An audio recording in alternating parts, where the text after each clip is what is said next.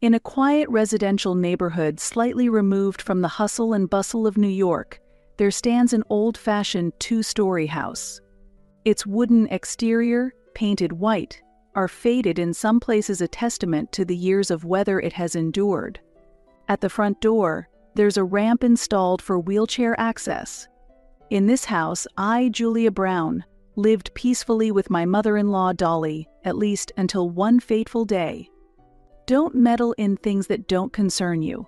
If you can't hand over your full salary to me, then leave. The moment these shocking words left my sister-in-law Marlene's mouth, my world turned upside down. What? My voice was hoarse with astonishment. Marlene continued with a triumphant look. I am the daughter of this house, and you are just an outsider. I'll let you stay if you hand over your salary every month. If you don't like that, then leave. I was speechless at her words. For 10 years, I had devotedly cared for my mother-in-law day and night, and it was outrageous that my sister-in-law, who did nothing but play around, would say such things to me.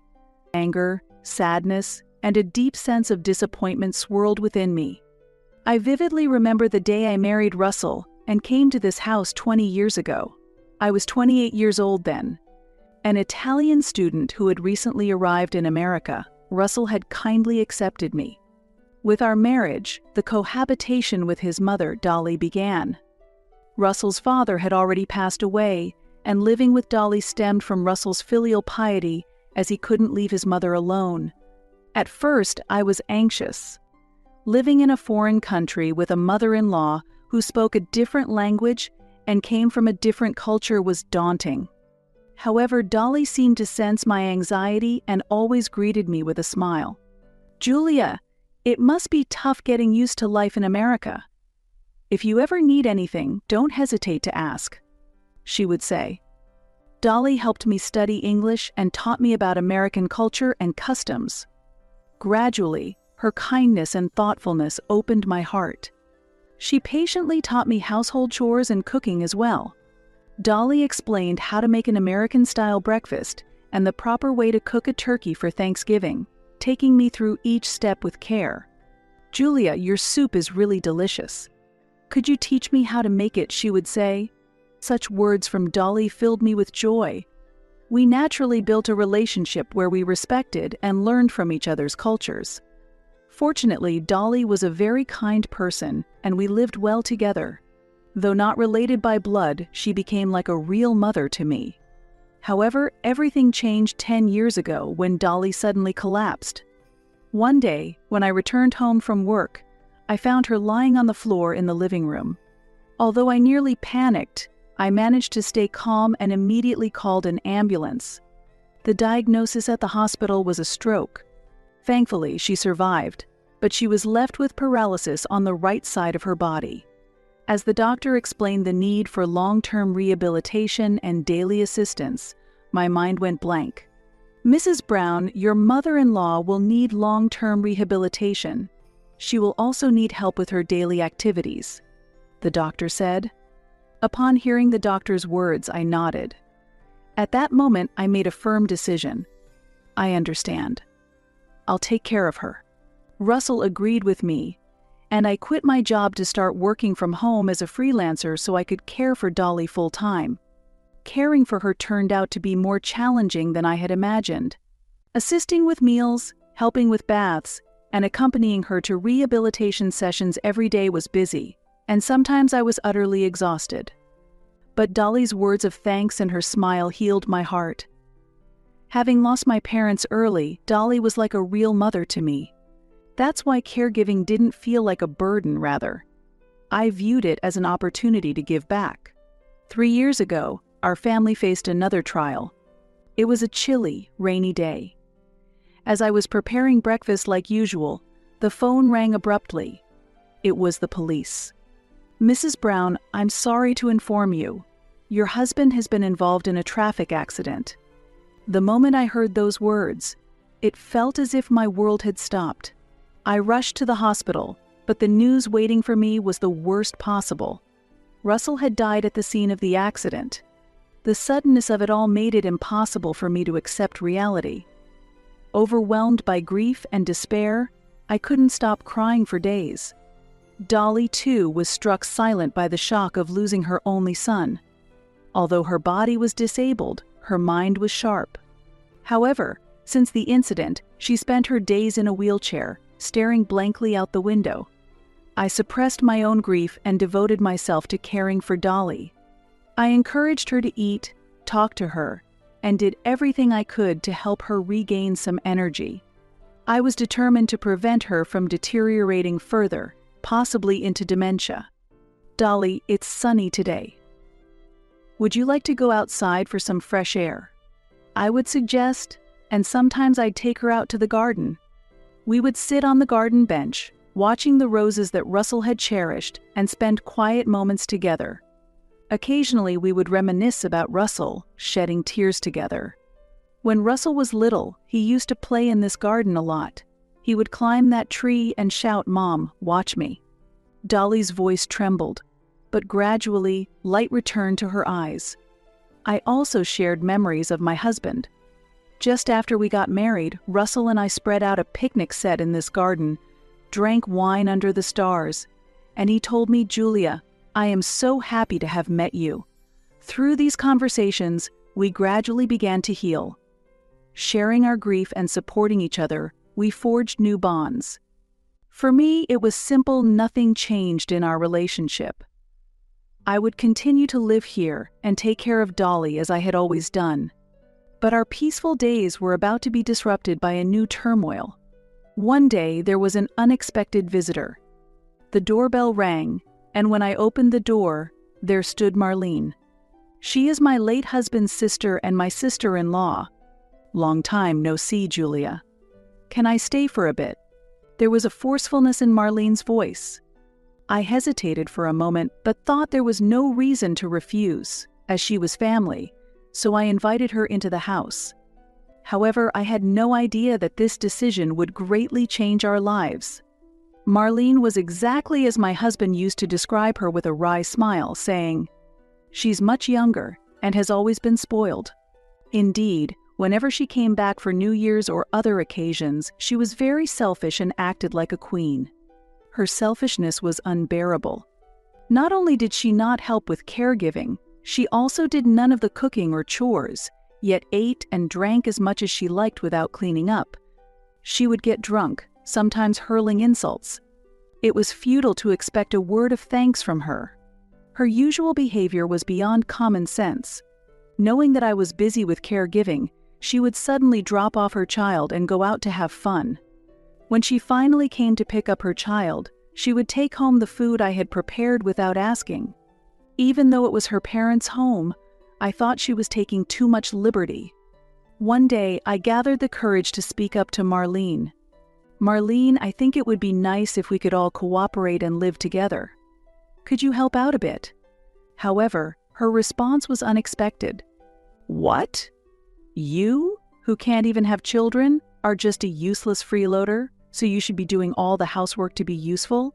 It's sad for Mom, who wanted grandchildren. That's why I bring my kids over." I was left speechless by her words. I couldn't believe that she could say such cruel things to me, knowing that I had desperately wanted children but couldn't have any. It was unbelievable that she was that gentle Dolly's daughter. I realized that it was useless to say anything to her, so I decided not to respond anymore. We didn't meet very often, and I thought it would be better if I just endured it. While I wished to live peacefully, Marlene's visits became more and more frequent. One day, Dolly asked Marlene, "Marlene, why do you leave the children here so often and come back so late at night?" Marlene replied as if making an excuse, "I started a part-time job because I need more money for the children now." "You're happy to see your grandchildren, aren't you, Mom?" "That's true, but..." Dolly seemed unconvinced. The children were still young, yet she was working at night. I also wondered why she would need to work nights when she wasn't struggling financially, but I kept silent. Then one day, as usual, Marlene suddenly visited.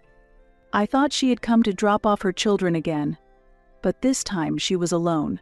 She came pulling a large travel suitcase, and just when I was wondering what was going on, she declared, "I've gotten a divorce, so I'm moving in here from today." Dolly and I were shocked and asked what she meant. Marlene, looking almost tearful, turned to Dolly and began, "Mom, the truth is, I've been suffering from domestic violence from my husband for a long time.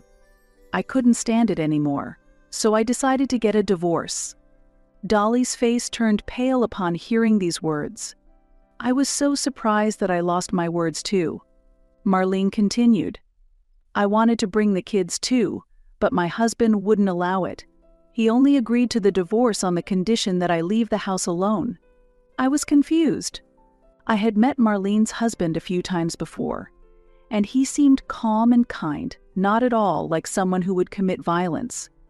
In fact, I had seen Marlene frequently yelling at her husband and children unreasonably. However, Dolly seemed to believe Marlene's words immediately. Hearing her daughter's suffering, she agreed to let her move in.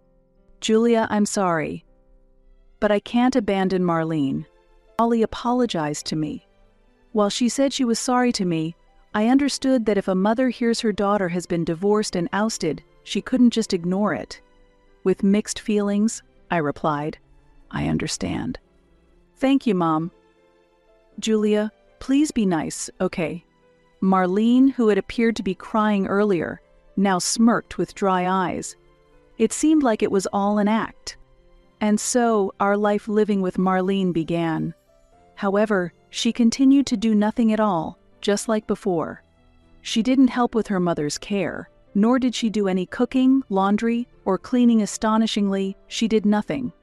Moreover, her attitude towards me became increasingly arrogant. But I maintained my composure in front of Dolly. I didn't want to cause any unnecessary worry for my mother-in-law. One day, Dolly spoke to me. "Julia, there's a place I want to go. It's a bit difficult with the wheelchair, but could you come with me?" "Of course. Where would you like to go? Shall we stop by our favorite cafe? It's been a while." There was a cafe that had been our favorite since I married into the family. We used to go there often when Dolly was still healthy. "I also have something important to discuss, so that sounds good." I felt a slight unease at Dolly's words. When we arrived at the cafe, Dolly, checking around to ensure privacy, began speaking in a low voice. "Julia, I'm actually worried about something concerning Marlene." "What is it?" "She's been going out in the middle of the night and spending a lot of money. Something about her behavior seems off." A look of deep concern was evident on Dolly's face. "Also about the divorce. Something doesn't seem right. I want to contact Marlene's ex-husband, but it's difficult for me." I was surprised by my mother-in-law's words. Dolly wasn't completely convinced by Marlene's story. "I understand. I'll look into it." From that day, I quietly but steadily began to investigate the truth. Several weeks later, I had uncovered the entire truth. I contacted Marlene's ex-husband and met with him directly. His story was entirely different from Marlene's claims. Actually, Marlene had multiple affairs. I forgave her each time, trying to make things work. Sadness was evident in his eyes. In the end, Marlene left the house on her own. She neglected the children too. I was stunned. All of Marlene's stories were lies. As evidence, her ex-husband showed me exchanges of messages between Marlene and another man, along with hotel receipts. After learning everything, I told Dolly the truth. She appeared deeply hurt, yet there was also a look of resolve on her face. "Julia, thank you. There's something I must do." From that day, Dolly began closely communicating with a lawyer. She didn't share the details with me, but it seemed she was preparing something. At home, Marlene's attitude towards me became increasingly arrogant. "Hey, make something more substantial. What's with this bland, all-veggie meal? Are you trying to annoy me? I'm making these meals low in salt considering your mom's health. Marlene, you should cook what you like to eat." "What? Don't order me around, you're just a freeloader." Freeloader. Besides, my brother is dead, and you're practically a stranger now, right? Why are you still living in this house? Are you paying rent? If you have a salary, you should give it all to me." What? I was baffled by Marlene's words. It's ridiculous to keep a stranger in the house for free. You should be paying rent and utilities. Rent? I've been living here since I got married. We even paid for the renovations when we moved in, and all the utility bills. But the land and the house are ours. And now that my brother is gone, you can say whatever you want, right? Marlene's words hurt me deeply. I had devoted 10 years to caregiving for Dolly day and night, and to be treated like this was unbearable. Who will take care of Dolly if I'm not here? Don't meddle in things that don't concern you. If you can't hand over your full salary to me, then leave. The moment these shocking words left my sister-in-law Marlene's mouth, my world turned upside down. What? And you have the nerve to say such awful things while I take care of everything around the house. But Marlene just scoffed at me, as if mocking my efforts. Isn't it natural to get money from someone who's not even family staying in the house? It's ridiculous how you act as if you're doing me a favor. You must really be after the inheritance. I understand. If that's how you feel, I'll leave. I couldn't believe that Marlene, who had no intention of taking care of her own mother, was serious, so I immediately called a nursing home. And so it was decided that Dolly would move into a nursing home as I moved out. Afterward, Dolly's health seemed to decline. I visited her every day, cherishing the time I could spend with her, though we were apart. I'm so sorry, Julia. I can't believe she kicked you out. I tried to tell her to reconsider, but she wouldn't listen. Dolly, don't worry about it. Just call me if you need anything. But the end came suddenly. One day, I received a call that Dolly had a seizure due to her chronic condition. I rushed to the facility, but Marlene was nowhere to be seen. Dolly. Hang in there. I called out desperately. Dolly grasped my hand and spoke in a feeble voice. Julia. You really were. A good daughter. Dolly, don't talk like that. We still have time to spend together. Tears overflowed from my eyes. It's okay. Everything is prepared. I believe in you. With those words, Dolly quietly closed her eyes. Despite the doctor's best efforts, Dolly passed away. I regretted not being able to say a proper goodbye or express enough gratitude to her. I couldn't stop crying. A few days after Dolly's funeral, all the relatives gathered at the house where only Marlene now lived. It seemed that Dolly had requested all family members to be present when her will was disclosed. The lawyer Dolly had hired surveyed the room and began to explain. Before I read the will, at the deceased's request, she left a recorded message in her own voice. Please listen. Dolly's voice began to play, and everyone listened intently to her words. Thank you all for gathering here. I appreciate the relationships we shared during my life. I will now speak about the distribution of my estate. While it's not a vast amount, I requested your presence to avoid any trouble. First, to my daughter Marlene, I leave $100,000. Although she did not contribute at all to caring for her parents, she has young children and has gone through a divorce. I hope she uses this for the children's needs and as alimony, so I leave her only the statutory portion. Marlene gasped in astonishment. What?